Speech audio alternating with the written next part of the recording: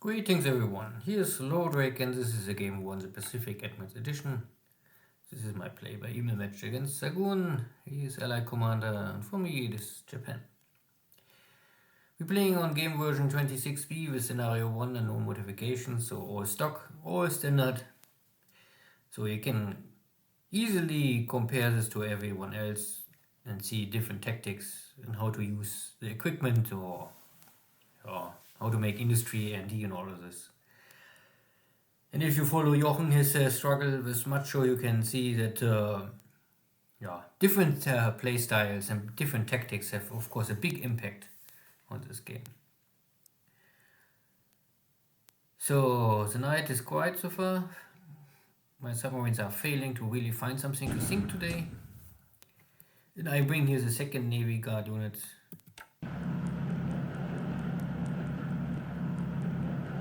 Because I assume that one is simply not enough to finish this quickly and easily for me. This is also the last day I have this amphibious assault bonus or unloading bonus. So I try to send out to every possible base as much as possible.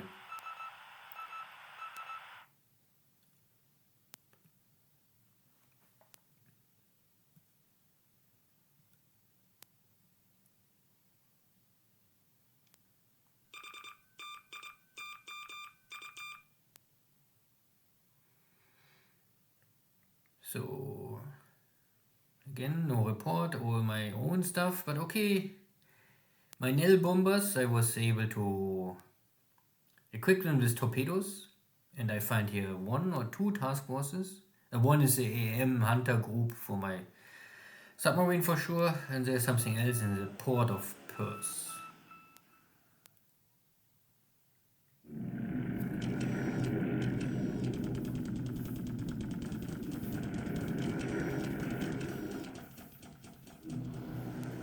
But first some airstrikes, support airstrikes. These are both only 1 engine light bombers. And this have not really a meaningful effect. The daily bombardment of Penguin. Today the weather is okay, so I can create more hits. And always good is supply hits. If every bomb hit on supply is at least 100 supplies burned, then I have maybe already burned 2,000, 3,000 supplies for their lives. Of course, there's always a point or a question how many supplies are in Penguin now. I don't know.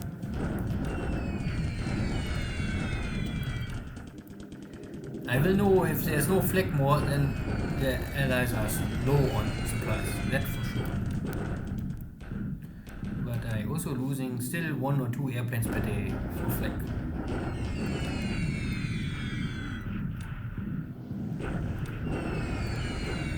And maybe this is now the end of this Dutch unit.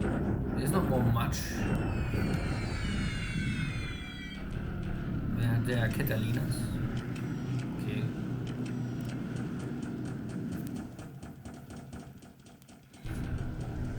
Oh. So my torpedoes bombers don't go out in the morning. Pity. There's still this British submarine.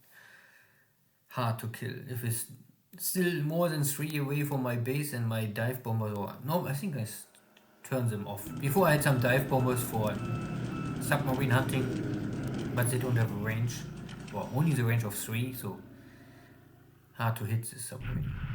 So there is some cargo in Perth. A little risky operation from Xargun to have here cargo ships in port of Perth, but no air cover. Don't ask me. But I can hit here some cargo ships, but they are really only cargo ships. And at the end, 2 cargo ships are going down and 3 more heavy damage or heavy fire. So 1 ship can escape. The rest is destroyed, heavily damaged, and hard to recover. Or will even sink. But it's only cargo and there was no unit on board, so maybe only supplies. Nothing really too important. And here's the active I-16 sweep. And my flag is doing nothing. But this is, I think, a tank regiment, they don't have maybe flag. This is Japanese equipment and they are... the equipment is basic. Of course much better than the Chinese army, but compared to Allied air armies or German armies, they are heavily infantry related. And you need this special flag units to really help. There's at least one ship sinking, and I guess it's no person.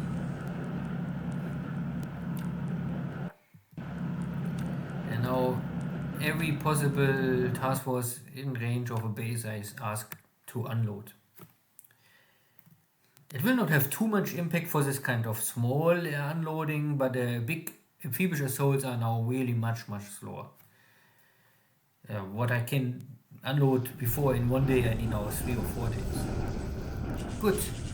Battle for this Chinese base, and there's really only the one block force, and I can wipe them out.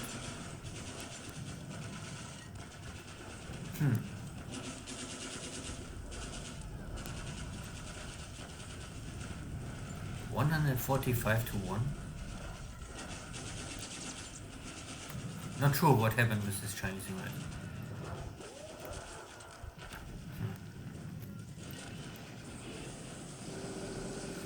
New Zealand High Command is still holding because my guys still don't want to attack. This is normally only a block force. I ask a block force to attack, so they're not really trained for this. Similar situation here. They are loose, so I need some days to recover these 2 disabled units and then I try again. This is normally the main body to crash the New Zealand's trapped forces here north of Wellington, but because the terrain is not the best and the New Zealand guys have now no retreat option more because these guys cannot retreat. I block these 2 bases, they cannot retreat to this base because I'm in this, and they cannot retreat to this hex because from this hex there's no option to go back to a hex, so they are all both fighting for their lives, their honor. Good.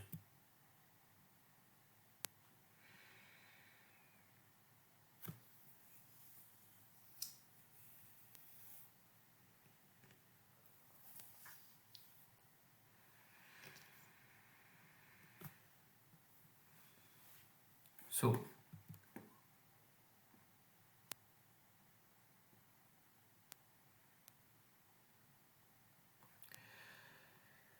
and now it's 1st of April.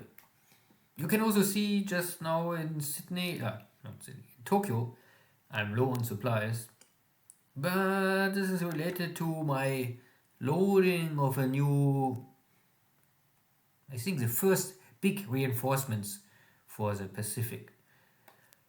So I have here a lot of supplies loaded. Before I only sent out troops, but troops only, no supply support. But this is more or less the first big new equipment I sent to the Southeast Pacific.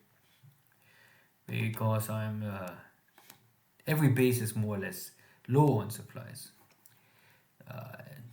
I don't say they have no supplies, but they are under supplies. Because normally Port Moresby, Rabaul, Tulagi, Numa, Luganville and Suva, everywhere must be at least 20,000 supplies.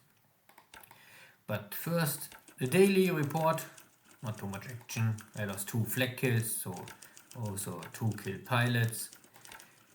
I was able to sink 3-4 ships. I can only see the two sunk immediately. And these are good cargo ships. Again, good. Not the best. Nothing too special, but okay. I took this base. There was a battle. So the industry is 40% is damaged, I roughly say. That is not so good for me, but at least luckily this was a base with only little equipment, so it's have not too much impact. This base is much more important. He has 111 resources, and this is the same with 40 to 20. In Changsha, I don't really must worry because everything starts damage already. So if I have a big battle here for this base and everything gets destroyed, no impact. Because there's nothing to save more. But no other will change in China. But because I took this base and this highway is blocked and I block this highway, all supplies must go now over this one. And I will more or less try to take now these two bases, and if I take both of them, I can threaten also the last supply line for Changsha. And latest at that moment, I think Xargun must retreat. Or he risked to be trapped completely. Nothing happened in Burma, no one attacking each other, so we're waiting. Nothing in Ceylon, I unload equipment and I prepare to move on Colombo. It's submarine still here, but so far no impact. Pendering is also waiting. I'm resting my troops. I'm waiting for Java have a similar situation like the Southeast Pacific. There is no supplies. Supplies are coming. I'm unloading supplies, so the situation get already better. But so long I have here a problem in Soabaya, I will also have normally not enough supplies for good combat here in Benduang. And I'm waiting that... Oh yeah, it's okay now. Maybe this last turn the supplies arrive. Before I had here always reinforcements to call in. Now all the units have no call for reinforcements, so I can rebuild all the divisions and then attack. And next turn I can take all the spaces I landed. So everything is fine here. Everything is fine here. And I start to move out. More or less one unit taking these two bases, and then I can walk this east road or I can rail back. And I can also... This is my main body. This is the two divisions plus a little support. They going directly for Perth. If I'm lucky, and up to now I see only the basic, nothing really too special. Yeah, okay. This information are not correct. There are at least 4 units, but I think the numbers are not correct. What I can see is this is a sub-hunter group. There is an AP. If this is correct, it's hard to say, but there is more APs, can be also cargo ships. So there are 2 task forces with cargo, and there is a other smaller task force. What I can maybe do now, because I finish all unloading, means also my cargos are supplies are unloaded. I have here now a cruiser task force ready for hunting. They have not so much ammunition, but they can maybe hunt a little. I don't have more now. Ah yeah, here. This guy's have full ammunition. So I can maybe try, because if I really don't see enemy air presence, no torpedo bombers or something like this, I could try to run with my cruisers. If he has an enemy air HQ and torpedo bombers, then this is always risky, because one torpedo is sometimes lucky to cripple a cruiser. And I don't want end like Jochen. If you watch Jochen and his cannot be, oh my godness, and all this stuff. Rockhampton, I arrive at this dot base in Australia retreating. I don't know how strong they are because I don't have recon here. I forgot to send recon to this area in time. This is a little a problem. So I must attack blind and hope to see that it's not ending too bad. This base is empty, so I can take it, and maybe this base is also empty. Then I have at least the two bases north of Brisbane, south of Rockhampton. So there's normally no sneak attack more possible against Rockhampton. This allows me also to move out my division, because I was not sure if maybe Xargun is going in full counter-attack and try to push me back into the ocean before I getting here too strong. But I don't know how much equipment is in Australia. And he is, again, I time this invasion that he's more or less lured first to Darwin and Perth and Rockhampton. So he must choose where he wants strikes back. In New Zealand, this 2 units holding still strong. This guy is still retreating, but more and more forces arriving in Wellington. 2 divisions already. 1 more division and a regiment arrived. So with 3, these are in total then 10 regiments. I think this is enough to at least I can try to take Wellington. Sometimes you are unlucky. What do you see? Good. Good. Oh. Anything else? Short overview of the industry, or R&D maybe. The R&D is full swing in AA6M5 already. I shortened the time over so far. I think normally the airframe is coming in September 43. So 4 or 5 months I already saved or shortened. And the other big player is active with the Helen 2A, so with armor. This one I can only shorten to May, because I'm already in April, so I cannot push it more in April, but I can push, but I can finish this that it's arrive in May. This already gives me 1 more month earlier than originally. And then I can immediately change to 2B, because 2B is also the last of this development line. And the 2B is, I think, in September 43. So this needs also some time. I have here only 6 factories for this. But I hope I can finish this maybe in June. This Helen Andy task. And then I can change 6 factories to something else. Likely to Oscars. I think Oscars need a push, because Oscars you must make every airframe. Or, I mean, not must, but that is always related to if you want use your factories or if you want rebuild your factories. If I could simply jump all the steps from 1C to the last Oscar, but then I must rebuild all of this 120 factories, or they are useless at the end, because I cannot upgrade them for free, because if you want upgrade for free, you must always go step by step by step by step. And for the Oscars, I will make step by step by step, even if it's a little slow, but then I can save the supplies and I can non-stop produce airframes. With Tojos, I will make the other way.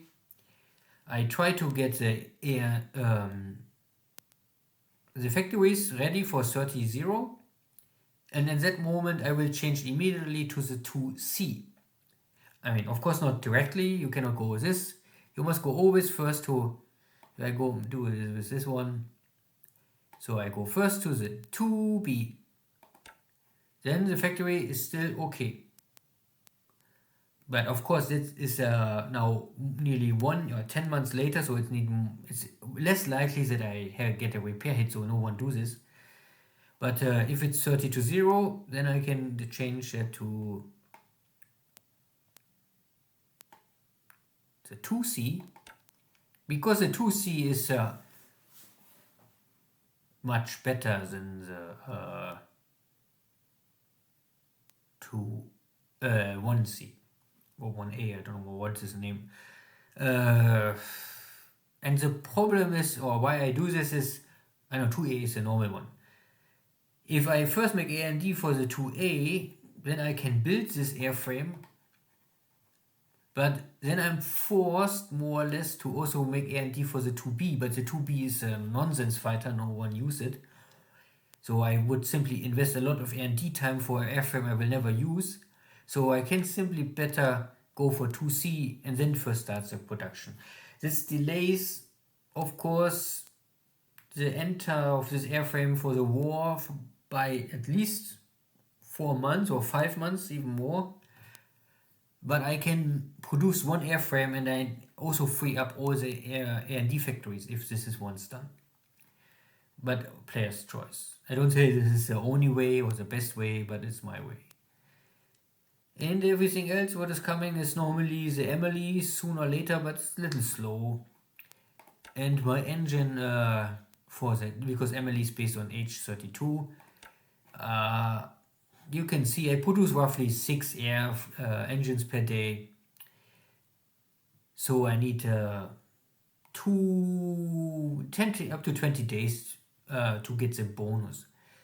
The question is if the A&D will hit here first.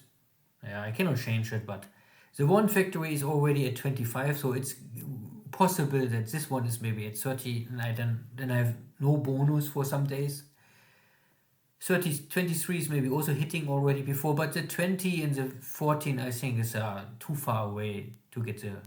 Even if I had the engines, I will not get the bonus now. And the rest is all standard. And again, I don't say this is the best airframes, but I think these are the 90% airframes everyone is using. Some airframes are very special, but yeah. Good. Other situation, oil is no problem, resources I must ship. Yeah, I empty Tokyo completely. This needs now 2-3 days to recover. It's not so nice to do this. It's a little hardcore. Would be better if I always keep at least 20 or 30,000 supplies in Tokyo, so that there's no shifting or moving and flowing of supplies from base to base. Because if I do this now, Tokyo will call in a lot of supplies from other bases, and then maybe I will lose 1 or 2 days of repair time of A&D or engine or whatever, in worst case. I hope it will not happen, but can happen. And because we are now in April, there's also now the possibility for me to produce 2 new airframes. I can do this here simply only by testing or by show. So I can more or less now use this factory. And the new airframe arrived in April is first the roof fighter. So I will start roofs. They're always good. I mean, not the best, but they are okay. Then the LRs, they don't have this kind of float plane fighter. And then other airplane I must produce now is the Helen 1A. But again, for Helen 1A, I would only choose it. And then I will say production off. And because you can only repair 1 factory per day, so I can repair non-stop factories, build up output, but I will never produce it. Once I have the 2A ready, so it means 1st of May, I can say switch on. Then I have here already 30 factories ready, so it means at 1st of May I produce immediately 1 bomber per day, because this is always a monthly production. So, and then 1st of June I have here already 60, means I will produce 2 Helens per day.